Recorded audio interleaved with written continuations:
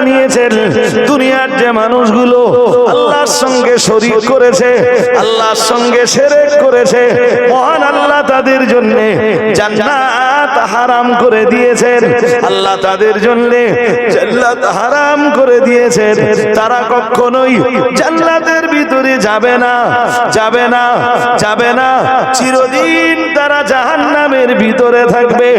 ও বাবাজিরা ভাইরা, তারা জাহান্নাম থেকে কখনোই নাজাত পাবে না, কখনোই জাহান্নাম থেকে নিষ্কৃতি পাবে না।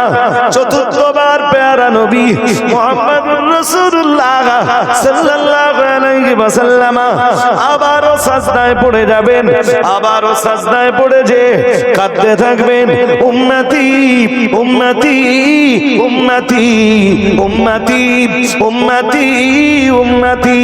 ও রব্বুল আলামিন আল্লাহ, আমার উম্মত, আমার উম্মত, আমার উম্মত, আল্লাহ আমার উম্মত। নবী আমার জানিয়েছেন আমি সাজদায় পড়ে কাঁদতে থাকবো, আমার আল্লাহ যতক্ষণ